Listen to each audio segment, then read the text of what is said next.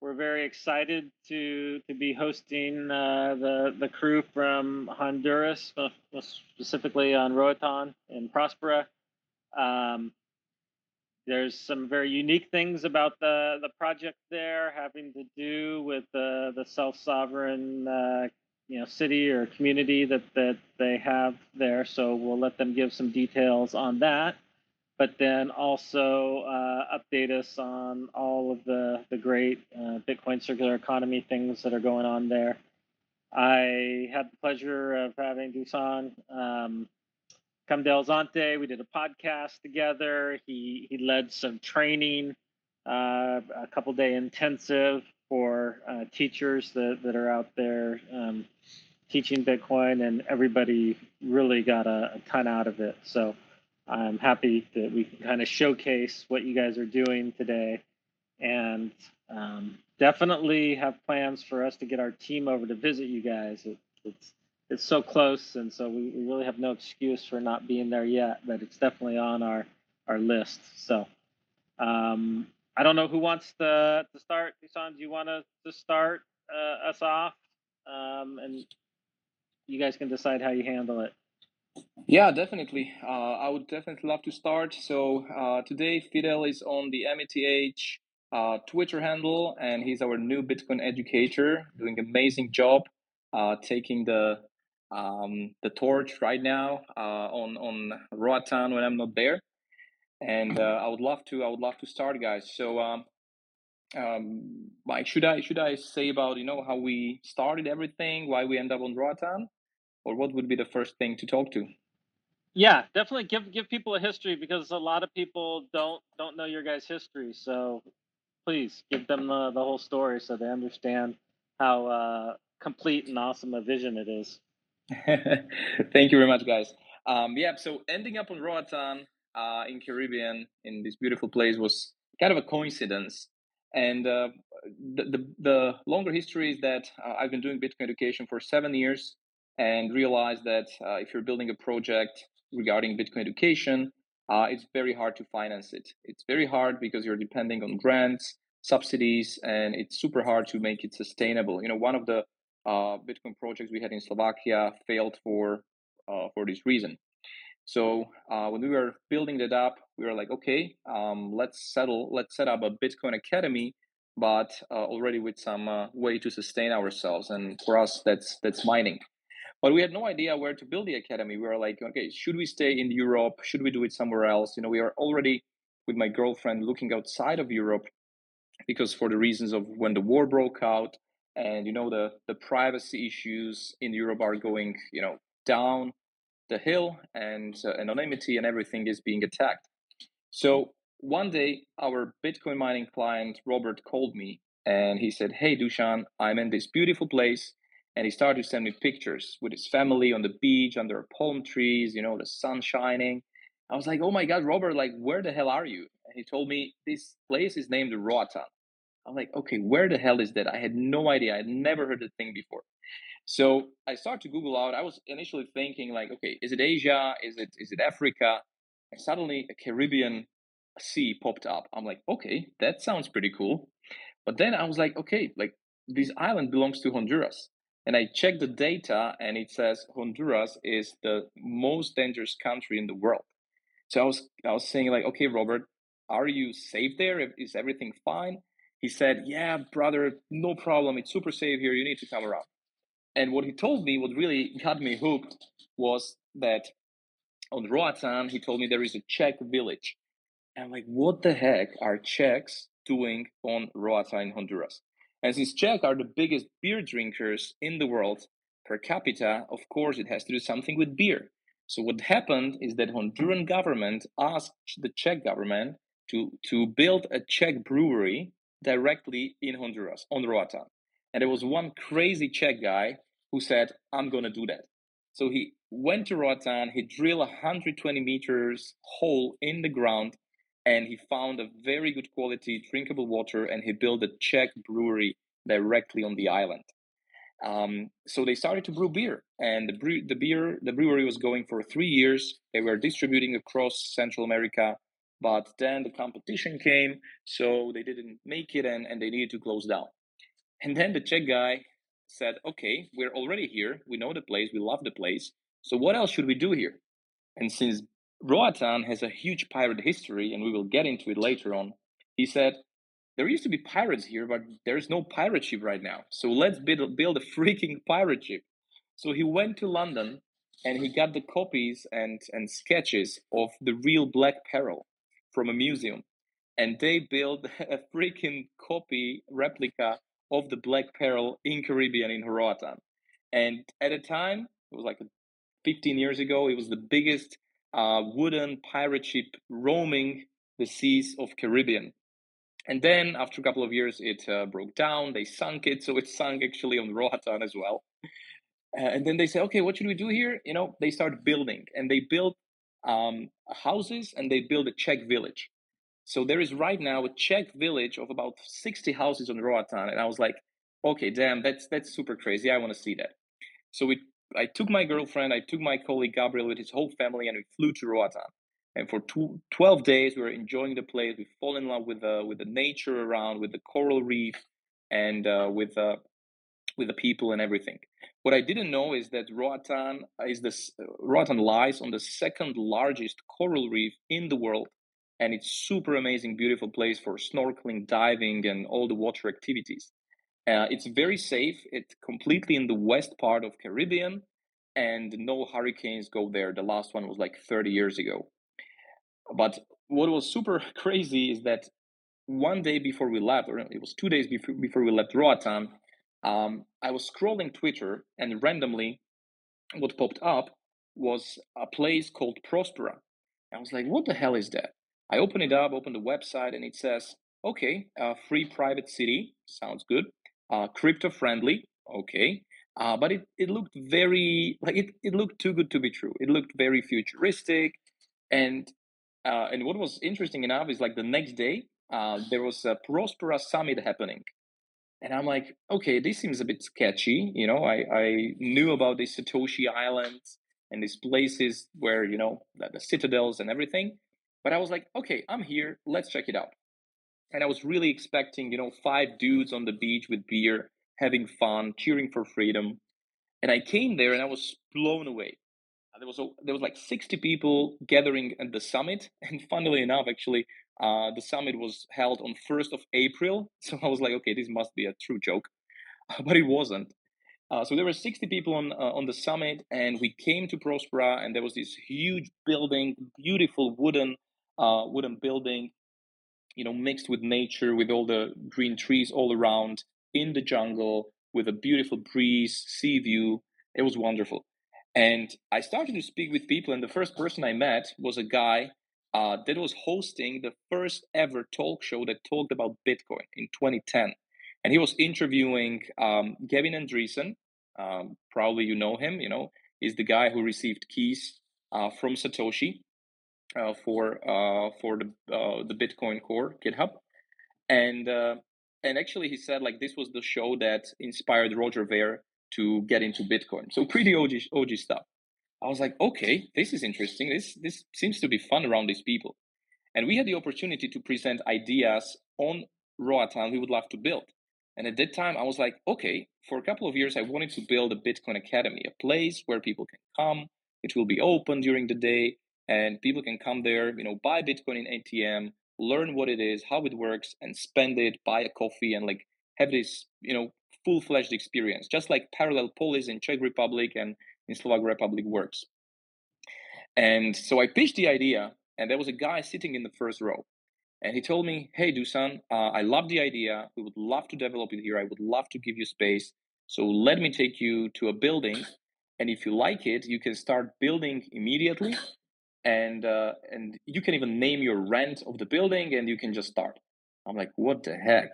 So he drove me all the way up to the highest viewpoint of Roatan, which with 360-degree view all around the island. And that building was initially built as a restaurant, and at the time when I saw it, it used to be a school, a Montessori school, but the school needed larger space because kids were, you know, coming up. So they moved elsewhere, and suddenly the building was free. So for 2 hours, we were sitting with Eric, and that guy was CEO of Prospera, Eric Bremen. And for 2 hours, we talked about Ayn Rand, about objectivism, about freedom, Atlas Shrugged, and all these ideas that I'm super passionate about. And I'm like, damn, like I really want to be around, and I would love to help the Prospera project, to get more into Bitcoin. So the next thing I did was I spoke to Diana, my girlfriend, and asked her like, "Hey Diana, can you imagine, our next chapter being on Roatan?" So she looked at me like, "Okay, what the heck? What are you talking about, man?" So she wasn't super excited initially. I hope she's more excited right now. She's right next to me. Diana, are you excited? Yes. Okay, she's saying yes. So hopefully she is. Now, yes. And so what happened is like we decided, okay, let's do it. Let's move ourselves into Roatan. So right now I'm spending 60%, roughly 60% of a year on Roatan building the Bitcoin Academy. So what is the Bitcoin Academy? It's a physical place where people can come. We have the Bitcoin ATM, we have the Bitcoin merchandise, we do regular classes. Um, After 1.5 years since we are started, it was November 2022. We managed to onboard 60 businesses into Bitcoin through our workshops. More than 2,000 kids and adults ran, not only on Roatan but also in Honduras. We did 6 Bitcoin diploma graduations made by Mi Primer Bitcoin, and we do regular workshops for kids there. We are running Bitcoin meetups on a monthly basis, helping people understand Bitcoin, accept it, and really like have a place where you can really chill out, co-work, meet fellow Bitcoiners, and just making sure that we make the Roatan the Bitcoin island of Caribbean. So that's roughly how we how we ended up there. So were the leaders of Prospera, were they Bitcoiners? Were they open? Like, what was the process, and what would you say is the status of Bitcoin and Prospera now? I know they were, I believe, the first entity and sovereign entity to use Satoshis as their denomination that you can use for your books, that you can denominate everything in Bitcoin. So are they Exactly. 100% all in, or what would you say as far as, are they real Bitcoiners there? So when I came, it was more kind of crypto in general, kind of like freedom, and everybody can come with their own stuff. And 2 3 years ago, Prospera was even thinking about doing their own coin. And after a couple of meetings with Eric and Gabe, who is the other co-founder, they understood that okay, this is pretty big bullshit. So like they're coming from libertarian perspective, and for them, they don't want to say like you can only do this or only can do that. They're believing in free market in general. But they required a couple of education sessions to understand the difference between Bitcoin and crypto. So this was very important for us to establish the difference. What was initially great about Prospera was that it's a special jurisdiction with their own rules. They need to follow some of the rules of Honduras, but majority of the other rules they can decide on themselves.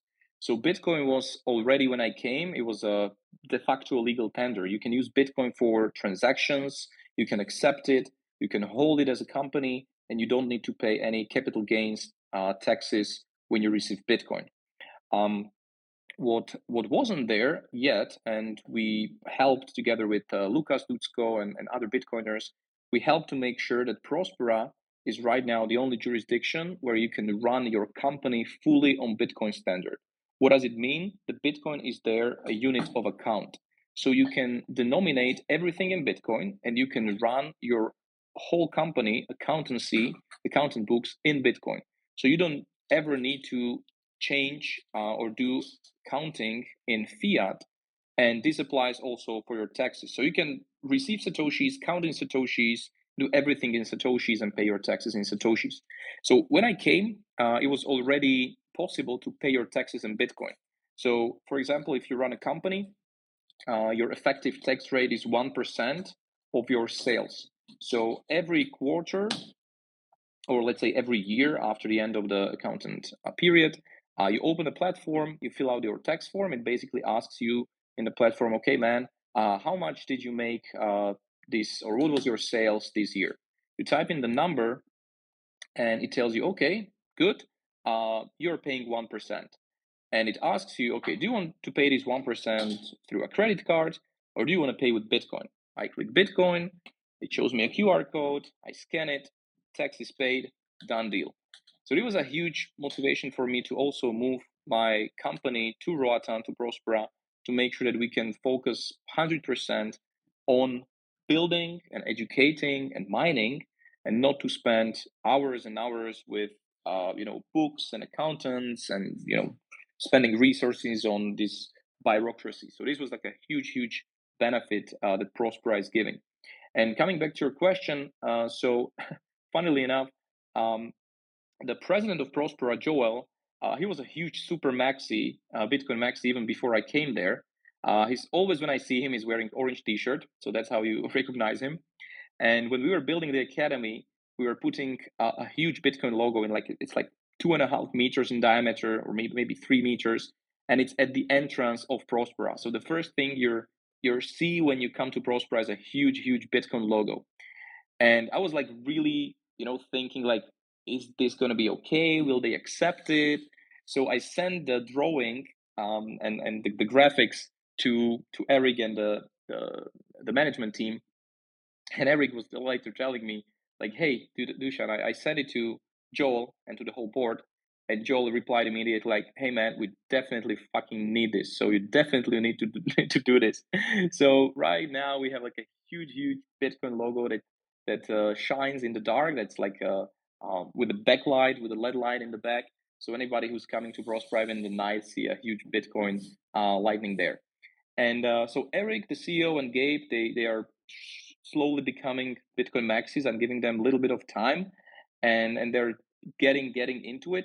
And right now, for example, what we're gonna do together is putting the land registry. Since Prospera has a 3D land registry, you can buy cubic meters instead of square meters. And why is it good? Because if, for example, you buy a property with a sea view and you don't want anybody to build in front of you, in your apartment, you can buy that land, or you can buy that volume of space, and nobody can build there. And right now, we want to work with a Liquid team to put this land registry on Liquid, so you can basically buy and sell these cubic meters directly on Liquid using Liquid Bitcoin. So we are integrating a couple of Bitcoin technologies. We invited Ben Ark to come to Prospera to help us with some LM bits devices, and some Noster badges, Noster related things for opening rooms in the hotel resort. So right now we're in the process of integrating a bunch of Bitcoin technologies into Prospera as well. So the people living in Prospera, how much are they actually spending in Bitcoin? Like, do you consider it a circular Bitcoin economy there? And obviously, there's various stages to that. Obviously, Yeah. don't expect it to be 100% that that's only being used. But can people live on a Bitcoin standard? How many stores and businesses take Bitcoin? Is it just in the actual Prospera portion, or is that spread out to the rest of Roatan? Well, majority of that is actually out of Roatan, because Prospera is just a small part of Roatan. Altogether, Prospera owns, I think, right now 1,000 acres. So majority of the businesses we onboarded are outside of Prospera, directly on Roatan, in the Honduran economy, basically. Within Prospera, I think all of the businesses that you can visit, like the golf resort, restaurants, hotel resorts, you can buy property with Bitcoin there. Basically, all of them except Bitcoin that I know of. Potentially, there are companies registered within Prospera, since you can register pretty easily your company, that probably don't accept Bitcoin, but maybe they only have a virtual residency there, not a physical one.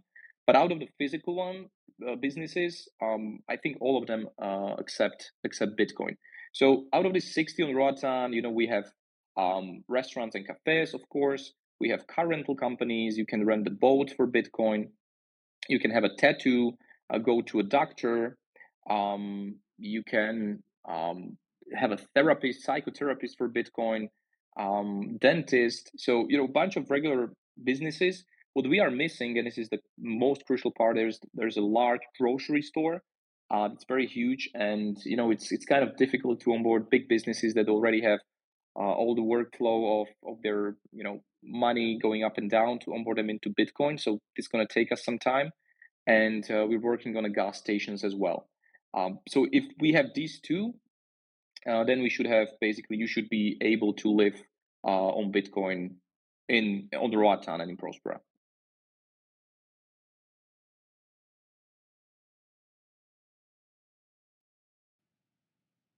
Have you guys started to see foreigners like starting to move in to be part of this, or what? For people that are interested, that are looking to move to kind of a Bitcoin citadel area, what would you say is the attraction of Roatan, and is this becoming something that you guys are seeing an increasing movement towards? People are slowly getting the idea, or like understanding where is Roatan, what's going on. So right now on BTC Prague, we had a booth there, the pirate ship, and people got really excited and interested. We had a Luke, the CFO of Prospera, which is a great Bitcoiner from Canada. He was, maintaining Bitcoin ATMs. He was working for a publicly listed Bitcoin company, Bitcoin Well, and he built, Lightning beer taps and stuff. So yeah, he was telling me that people are really interested to come. We had people like Tone Vase coming recently with his friends, and he's coming again. He was there already 2 times, and he's coming again in roughly July. I will be there as well with them, and he's saying that 20 more people coming with him that are interested. So yeah, people come and explore. I try to tell them like, hey, first of all, just come and spend there, a couple of days, maybe a week, maybe 2 weeks, just to get a grip on what's going on. If you're gonna like it or not, because island lifestyle or island life is not for everybody. Definitely maybe not for the whole year, maybe half a year. So before somebody deciding on moving, I advise people to come and see it yourselves. It's a very safe place compared to mainland Honduras, so I never had any safety security issue there, and I spent there already like altogether, if I combine it, maybe 1.5 years. Yeah, something like that. But definitely, there's a lot of expats in general on Roatan, Canadians and Americans mostly. So it's kind of like a safe haven in a sense for people moving from let's say authoritarian regimes like Canada. So when I speak to Canadians, their biggest motivation was kind of to escape slow decline into communism in Canada. The same for US. They basically run away and they want to spend time somewhere where it's more chilled out, and kind of be around water and chill out in Caribbean. So Roatan is bringing a lot of freedom thinkers. If I look into Prospera, right now Prospera is finishing, or till the end of June, is going to be finished the beta building, or like the Duna residence, which is the first residential tower in Prospera. It's going to have about 80 apartments, so that's going to be kind of like the first apartment living place in Prospera. There are already villas that are inside of Prospera and a hotel resort. So building a city requires a place to stay, and this was kind of the biggest drawback so far for moving in. And right now, with the first tower of Duna, it's going to change. There's going to be two more towers coming up. So yeah, it's slowly coming into this place. I believe it's going to take maybe 1 year, or we will see in upcoming months how people are going to move in. The second tower should be starting this year. um, so yeah, it's slowly going, and I saw the huge change from last year to this one in terms of people inside of Prospera, Bitcoiners coming in, trying to figure out what they're gonna do there. Some of them want to have a barbecue steak place around. Some of them want to do lumber. One Bitcoiner is setting up an insurance company backed by Bitcoin. It's a pretty amazing project where he's going to have a Bitcoin collateralized insurance company for divers mostly. So when you go diving, you can insure yourself, and if something happens, your stay in the decompression chamber is covered. And it will be running on Bitcoin and Nostr. So pretty amazing project there. Yeah, people coming in, figuring out what they can do so they can sustain the living. They can not just be there and chill out, but do something productive. We plan to have a first conference in Roatan, the Bitcoin conference next year. So we don't have the dates yet, but I will inform the whole Twitter once we figure it out. Yeah, I know Tone was here for the having party, and we were trying to get a podcast in, but he had flights already booked to go over and visit you guys. Sounds like he came back after that because I think that was his first trip. Exactly, that was his first trip. He came for 4 days. He kind of fell in love, so he came again. It was like two weeks ago. I couldn't be there because we had the Prague going on. And he's coming again for the third time in I think end of July, something like that, with a bunch of people. He would love to have one of his conferences on Roatan, and we're planning to revive Understanding Bitcoin conference that he was doing with Adam Beck and Giacomo. And ideally, if it works through and if everybody will be, having time and capacity to do it, we would love to do it on Roatan. So we will see how that goes. That's amazing. So, just a couple logistical questions for people that are interested. I'm curious if you could give people a little insight into what real estate costs are. You said they're selling apartments or condos now, and then maybe hand us off to Fidel, and he can talk about the educational aspects of the project. Yeah, totally.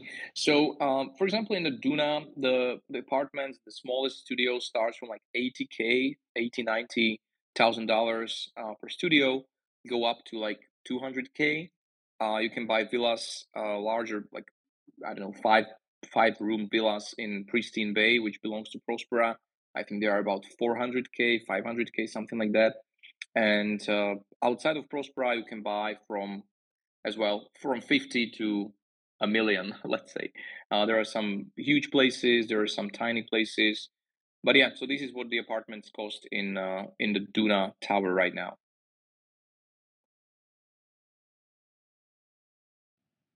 Perfect. Well, can you introduce? I believe it's Fidel. Am I remember that right? Yeah. Setting up the yeah. Can you introduce him and talk about that position, and then maybe he can share with us? Yeah, of course, of course.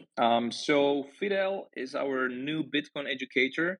He's a super dedicated guy who's training jiu-jitsu. Is very, dedicated and super disciplined guy. And I met Fidel through Ariana, our head of the academy. They're friends, and he went to a couple of our meetups. And when we wanted to expand our Bitcoin educators, we wanted to, we Fidel was the first person to really consider. He was already getting into Bitcoin, but right now he's in a process where I'm kind of mentoring him and teaching him how to teach others as well.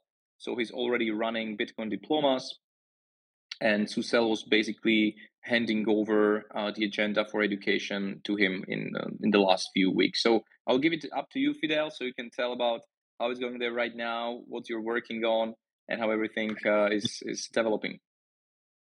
Yeah, of course. Thank you for those very kind words, my brother. And thank you guys for having me. As Dushan mentioned, right, my name is Fidel Funes, and I'm the new Bitcoin educator at the Academy here in the beautiful island of Roatan, Honduras. Currently, in my role, I'm focusing on educating kids and the community about Bitcoin. I'm also onboarding local businesses and developing programs to promote the Bitcoin usage.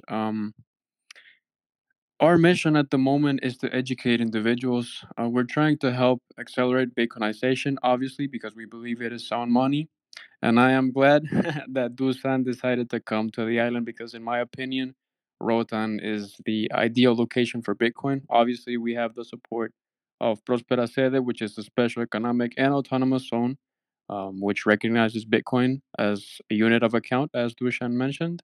And second, and most importantly, in my opinion, islanders are now open to new ideas for growing the economy, as well as many local businesses who are excited about using new technologies to improve their services and attract more customers that way.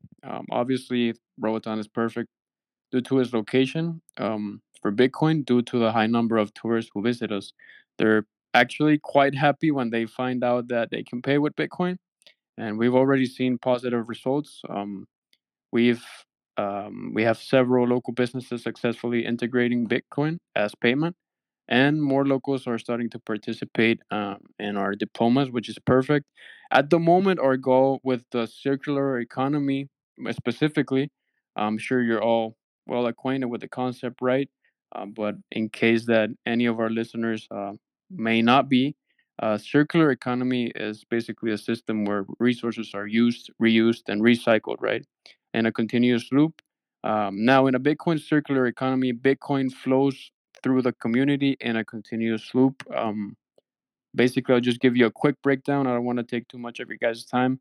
First step will be earning Bitcoin, right? People can earn Bitcoin by working with businesses such as AmityH, for example, that pays in Bitcoin. They can sell goods or services and accept Bitcoin as payment or through mining activities. The next step would be spending the Bitcoin. Once people have Bitcoin, they can spend it at local businesses that accept Bitcoin for goods and services. And finally, it would be reinvesting Bitcoin, right? Those businesses would then use the Bitcoin and they receive to pay for their own supplies, such as services or even employees, keeping the Bitcoin circulating within the community. In theory, right, this system and what we hope is that it'll benefit the community by reducing the reliance on traditional banking. Our current process at this moment, we're currently trying to create or reinforce this circular economy in two different ways. The first one is through the onboarding of businesses, right? As Dusan mentioned. As of now, we have about 70 businesses in Roatan that accept Bitcoin. These include a wide range of businesses such as restaurants, hotels, tattoo studios, clothing shops. We have a diving shop, internet and service providers. In my opinion, the diversity of businesses accepting Bitcoin is going to make it easy for both locals and tourists to use Bitcoin in their everyday needs, right? We also have the Bitcoin ATM at our center where you can come to sell and buy your Bitcoin, which helps with accessibility. We have seen a few success stories from local businesses who started accepting Bitcoin, as I mentioned before. For example, Prime 504. It's a pretty popular restaurant here on the island. Is It the has best attracted more is the customers. best steak place on the island. So whenever you're going and you're carnivores, that's the place where we're gonna take you guys. Actually, Right? and we are also getting a super cool dope grill into MTH Academy. So soon, Fidel, we're gonna do amazing steaks there as well. Nice. That's good news for me then. So yeah, Prime 504, to give you an example, guys, a pretty popular restaurant on the island. It has definitely attracted more customers, both local and tourists, by offering Bitcoin as a payment option. I was actually there myself not long ago, and we paid with Bitcoin, which was pretty cool. And then the second way is through education and our Bitcoin diploma. Amity Age offers the Bitcoin diploma, which is an educational program that we created to help kids at local schools to understand and use Bitcoin. We follow the Mi Primer Bitcoin syllabus, which teaches the fundamentals of Bitcoin, what Bitcoin mining is, the blockchain technology, and the best security practices, as well as how to set up a wallet and make transactions. Our goal in this scenario is to provide the kids with the knowledge and skills they need to confidently use Bitcoin in their daily lives, right? That's the ultimate goal. In order to do so, we use Bitcoin mining to generate funds that are then allocated to support the free education in the schools. Everything we do is for free, as Dusan also mentioned before. Then the Bitcoin is used to provide educational resources such as the books that we print ourselves here at the center, hire teachers such as myself, and run the Bitcoin diploma. That way, we know that we can give valuable knowledge to the kids at no cost to them or their families. And in the long term vision, is to foster a generation, right, of youth, of kids that is well versed in Bitcoin and that are comfortable using it in their daily lives. And we believe that by educating the students about Bitcoin from a young age, we will hopefully make Bitcoin a natural part of their financial habits. So that's pretty much the big overview of our progress at this moment. Awesome. Well, would love to you guys to give a little more in depth on how the mining supports. Was this miners that you guys brought in yourselves, or were there companies that donated them? Would definitely like to give a shout out if you guys have any sponsors or mining companies that are participating, that we make sure we acknowledge them and thank them for their contributions, or put it out there of what mining companies can do to direct hash rate to the project, or how you guys have that set up, and then also just for individuals how they can donate and make sure you guys have the funds you need to continue this awesome endeavor. Thank you, Mike. Yeah, I will touch on that. So we're doing Bitcoin mining for 3 years, starting in Slovakia, then moved all our miners to Czech Republic because of the price of electricity here and the war, and then we moved everything to Paraguay. So we are right now mining in Paraguay. We have right now about 1,000 machines in our management and growing with a couple of containers in upcoming months. So a couple of more megawatts. We are opening a site in Ethiopia as well. And we are looking into other countries as well. Sadly, we cannot mine yet profitably on Roatan because the cost of electricity is super high. Roughly 40 cents per kilowatt hour, which is impossible to do mining. But there are some projects that might go on and lower it down significantly to levels where we can potentially mine there. So keep fingers crossed so we can bring miners directly to Roatan. And so we are basically operating in a way where roughly 50-50, 50% of our miners are for self-mining. So we bought them ourselves and mining ourselves, and 50% we are hosting for clients. So they bring their own miners, and we just for a fee hosting them. Regarding mining, there is one pretty cool project we are starting right now that I want to talk about, and we call the project Miners for Kids. And what the project is about, if you go into meth.com/miners as a number for kids, you can learn more about that. And what it is, we started with the graduates of Bitcoin Diploma, which is more than 100 kids right now in Roatan. And we connected one miner that's mining directly for them. And how it's going to work, the community can crowdfund the electricity cost for this miner.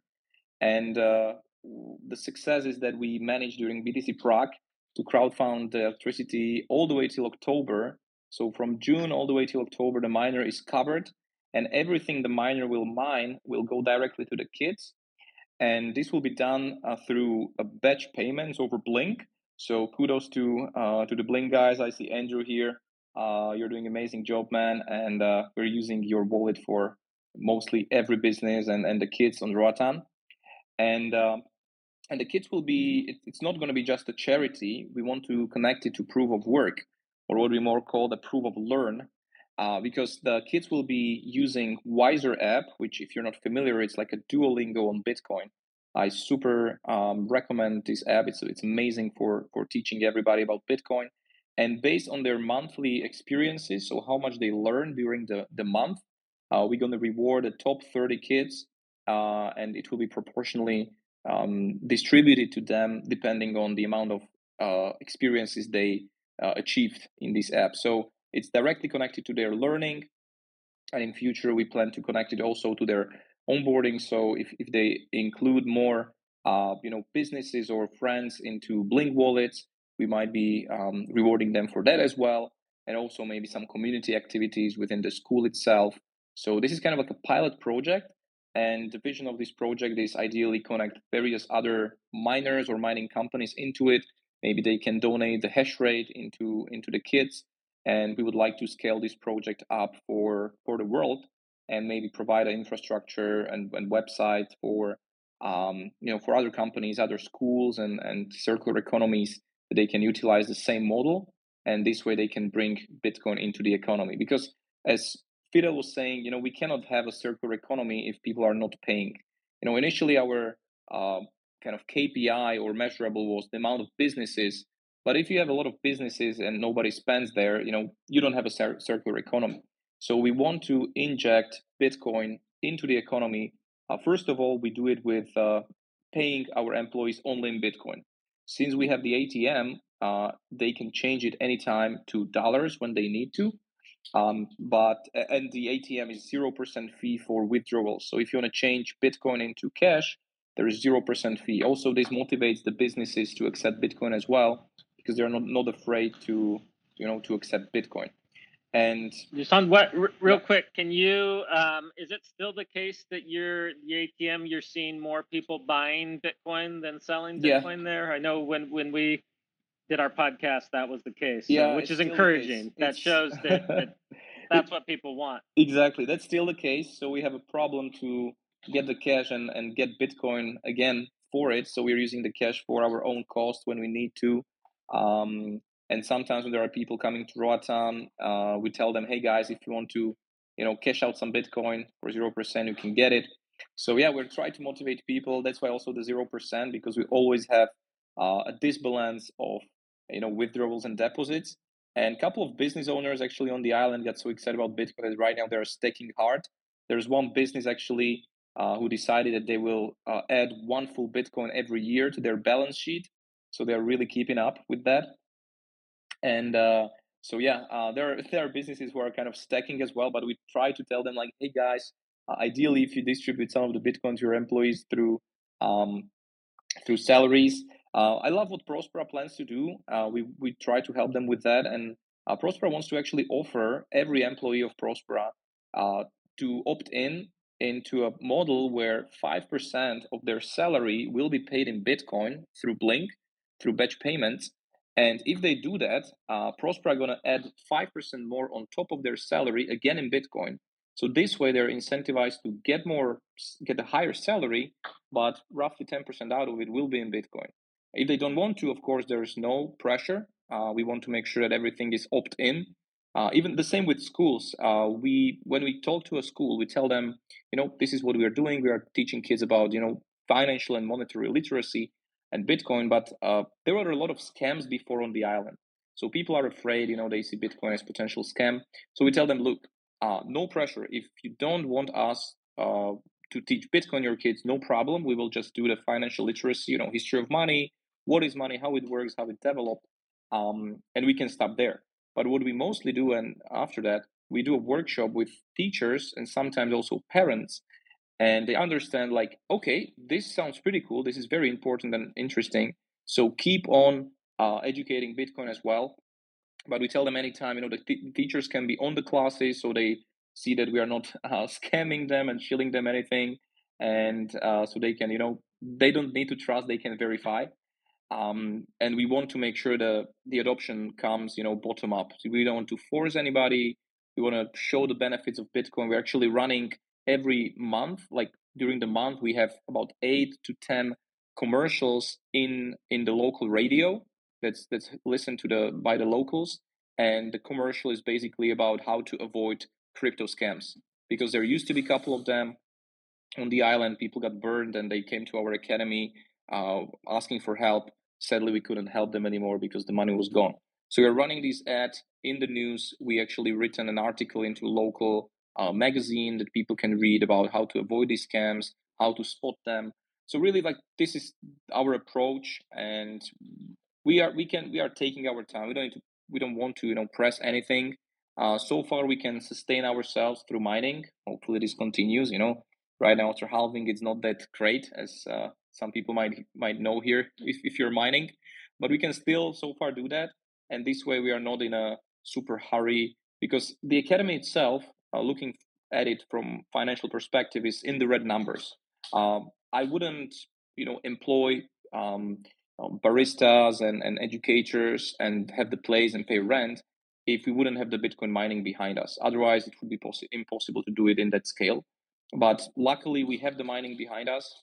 And actually, this way, we found some customers of mining directly on Roatan because they love what we are doing.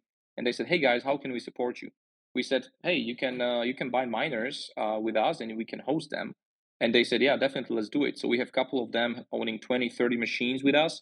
And thanks to these people, we can, have the fees and have the money to pay out salaries, pay rent, electricity, and everything.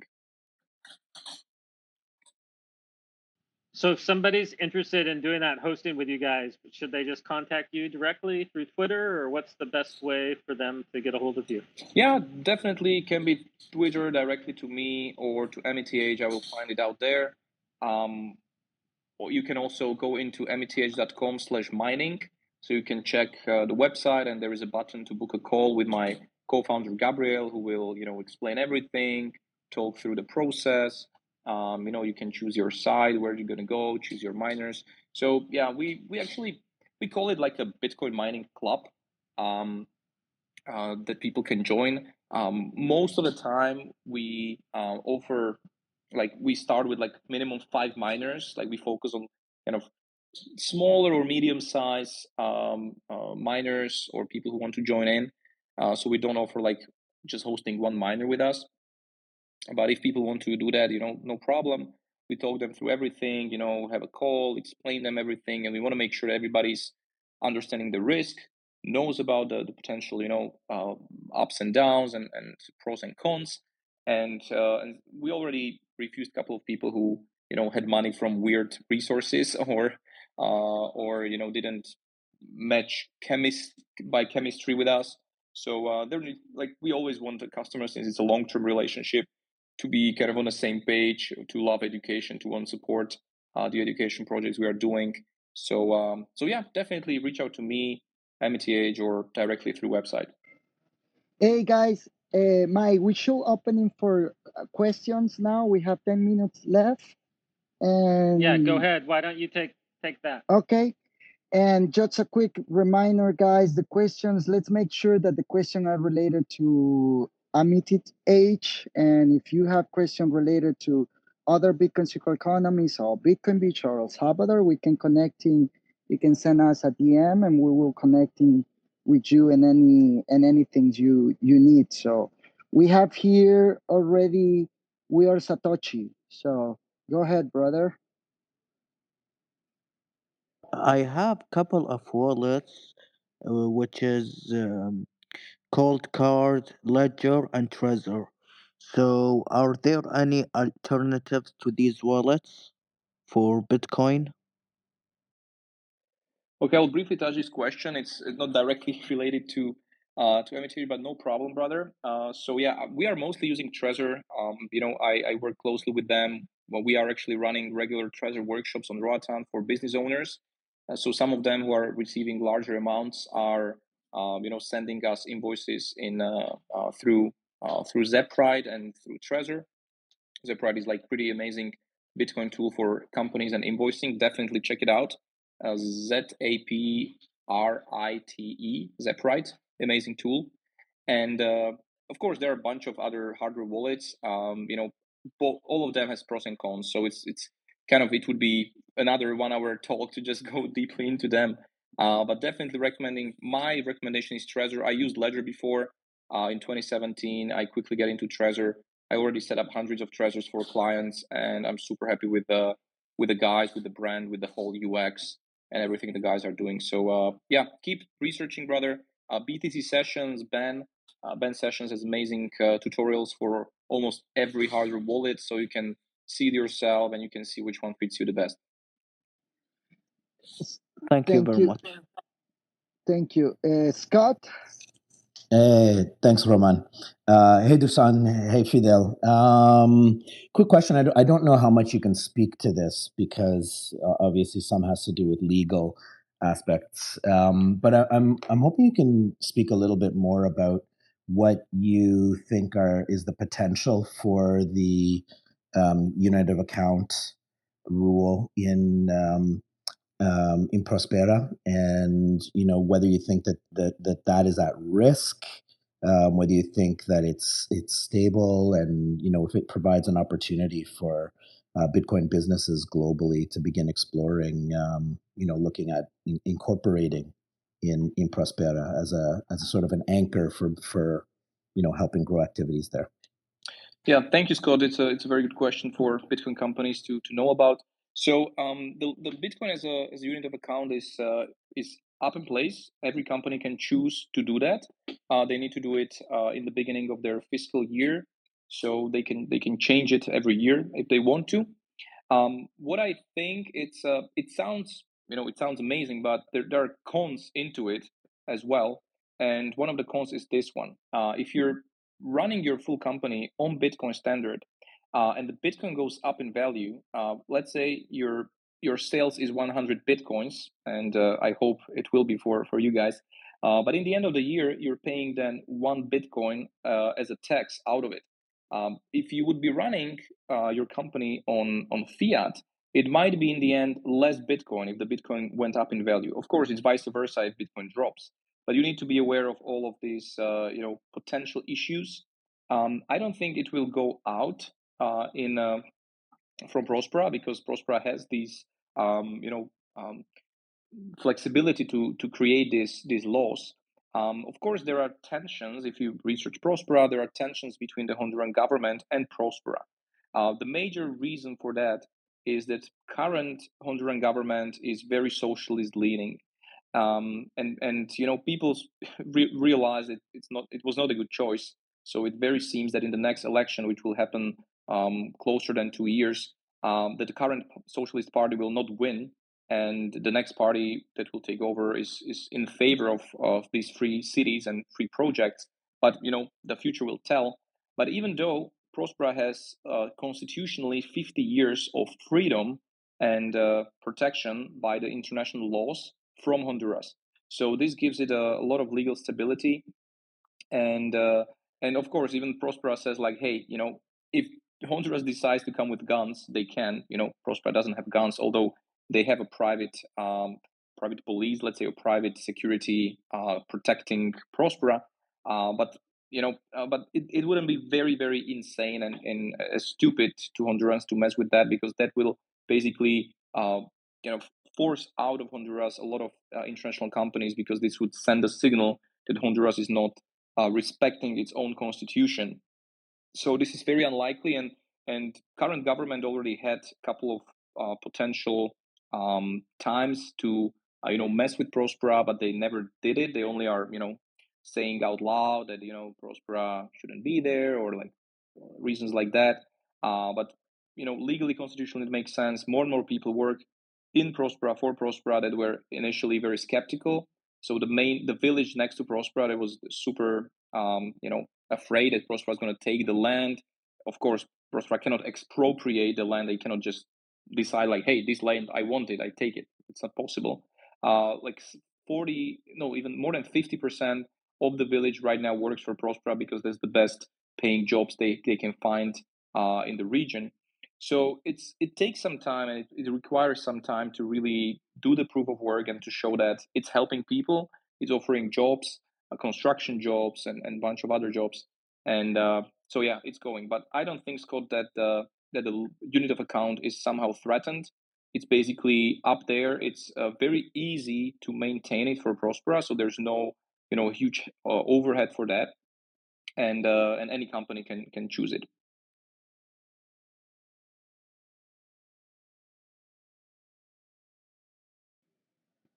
Bitcoin Victoria, Adam, Hey, Roman. Hey, Delvin. Very nice to meet you guys. welcome.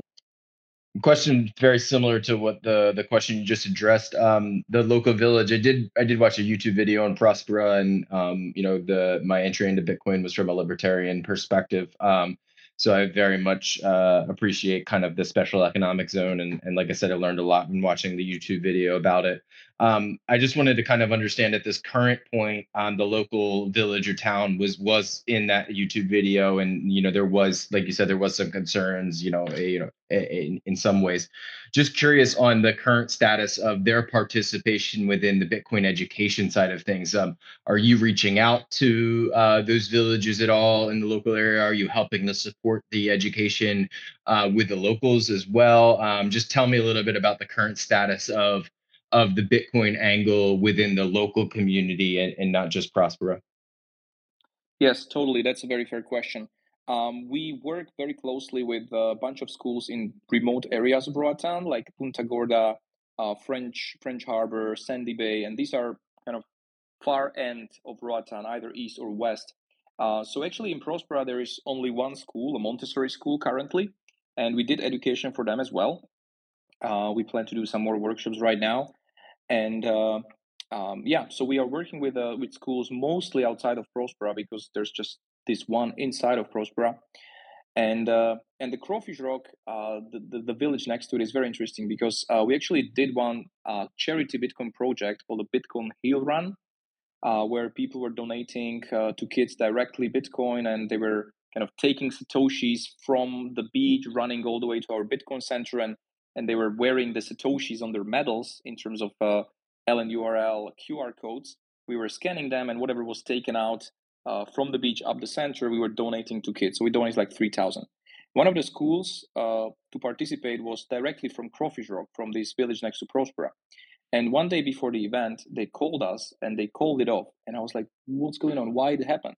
And the teacher told us, like, hey, the local patronado, which is kind of like the 9 people, kind of the local village government, came to the school and they told, like, hey, if you're going to go to Prospera tomorrow, we're going to stop the bus with kids and we're going to pull forcefully all the kids out of the bus. So the teacher told me, like, hey, we cannot risk it. I'm like, I totally get it, which is super insane.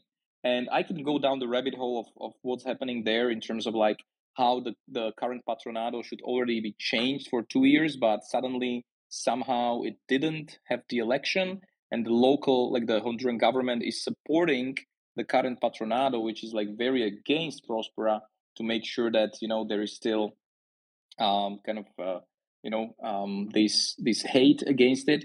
But people actually, a couple of months ago, there was a protest within the village where people say, hey, patronado, you cannot tell us who we can work for or who we cannot, because patronado is kind of stopping people and kind of threatening them to work for Prospera, even though they voluntarily want to. And it's very interesting when you go inside and speak to locals. I spoke to a couple of people there, and I went there as a kind of undercover. They didn't know who am I. I'm just like a regular tourist, and I was asking like, hey, what about this Prospera thing that next to you?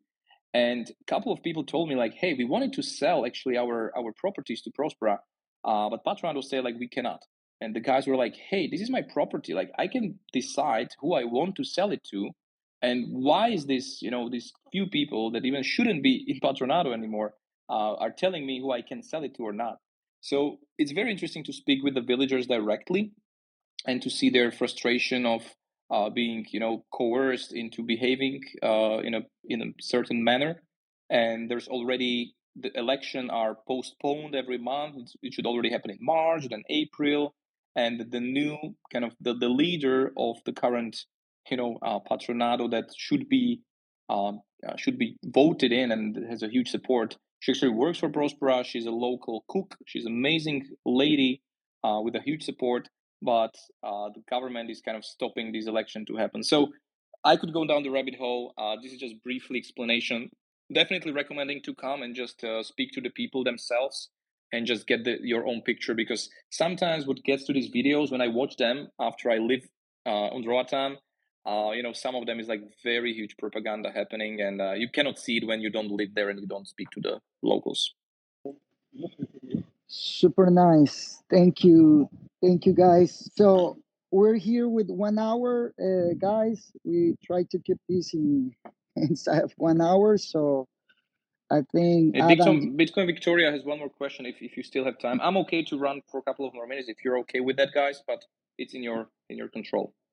Yeah. Adam, do you have another question? Yeah, I was just going to ask about the special economic zones because I know there's several of them in Honduras, and I didn't know if you had any insight into if, I know Motive in Peru has kind of expanded it into multiple communities. And I just didn't know if there was any consideration within the other special economic zones, seeing what you guys are doing with Bitcoin and copying that playbook. Oh, that's a great question, man. Yeah, so there are 3 economic zones in Prospera. One of them called Orchidea is on the mainland, which is mostly focused on textile business. So it's not like a, let's say, own community or a city. It's more like an industrial park or industrial zone. So people just, work in a textile business there. The one to mention, a very interesting one, is called Ciudad Morazan, which is next to San Pedro Sula. And it's a very tiny place, but beautiful community setup. I just love the guys doing things there. They're basically providing safe living for a super low cost, like $150 a month for locals, because outside of this community, everything is super dangerous. It's basically the most dangerous place in the whole Honduras, which is the most dangerous country in the world. So there are like homicides and stealings on a daily basis. And within this Ciudad Morazan, people live peacefully. Kids are playing on the streets.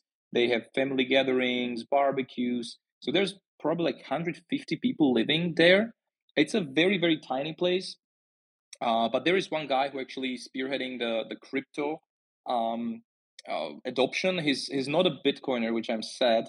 I met him actually first time I came to Prospera. His name is Alex. Very good guy, but he's more into other cryptos, which maybe he will get to Bitcoin one day.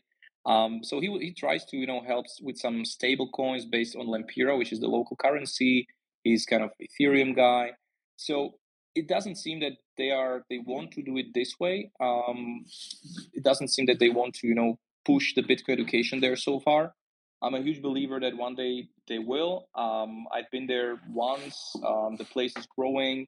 The people are really. You can really see the huge benefit of the local, the gated community, and yeah. So far, I don't see that they want to go in the Bitcoin direction, but we are open to help them out anytime. And the guys putting a lot of effort into it are really doing great work.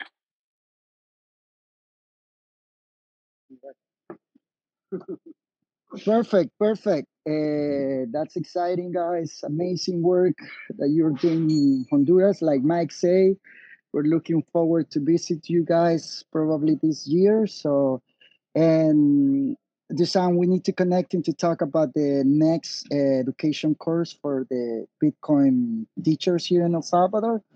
So I think we can close here, Mike. It's up to you.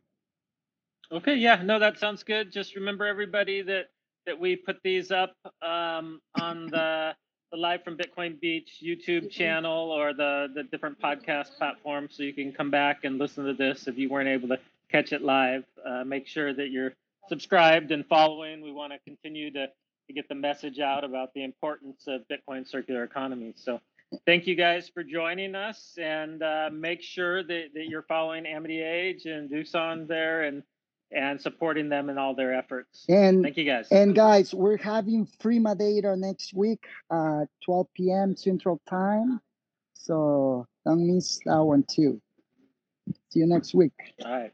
Awesome. Thank you, guys. It was a pleasure. Thank you, Fidel, for sharing directly from Roatan. Thank you, Roman, and Mike, and the whole team behind Bitcoin Beach for having us. And I would love to come to Salvador again. You are a big inspiration for us, guys, and you're doing amazing work.